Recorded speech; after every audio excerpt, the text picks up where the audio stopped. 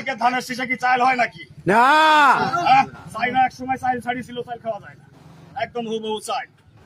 আমরা মনে করি একজন ভণ্ড, চরিত্রহীন, উন্মাদ কোনোদিনও কখনো তার নিজের রাজনৈতিক নেতৃত্ব প্রস্ফুটিত করতে পারে না।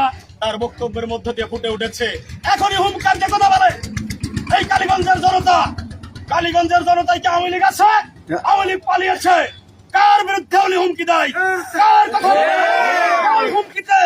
আপনার কোন হুমকি আমরা মানি না।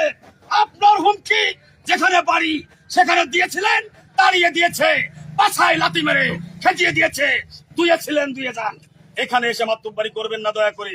মহাসাগরে আমার বড় ভাই শ্রদ্ধেয় পান্নু বলেছিল, মহাসাগর থেকে উঠে এই নে খালেদা জিয়া তারেক রহমান কি পাগল হয়ে গিয়েছে?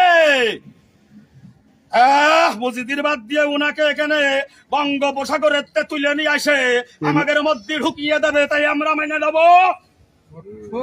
কালীগঞ্জের মানুষ অত্যন্ত সচেতন, আপনাদেরকে উপকার করেছে দৃশ্যমান আমরা দেখতে পারি। হাজার হাজার জনগণ নিয়ে যে আপনাদের জনসভায় মুখ করাইছি, সেখান থেকে কেন্দ্রে বুঝিয়েছেন, দেখেন মেলা ধানের শীষ। প্রিয় উপস্থিতি, আমি মিস্টারকে বলতে চাইছি না, ওই মিস্টার আপনার কথার রদ বদল হয়েছে, চরিত্রহীনতার পরিচয় দিয়েছেন আপনারা। যে চরিত্র নিয়ে, আদর্শ নিয়ে দল বল করেছেন, দীর্ঘদিন দেখেছি ছাত্র রাজনীতির মধ্য দিয়ে বড় হয়েছেন, আমাদেরকে শিক্ষা দিয়েছেন, দীক্ষা দিয়েছেন।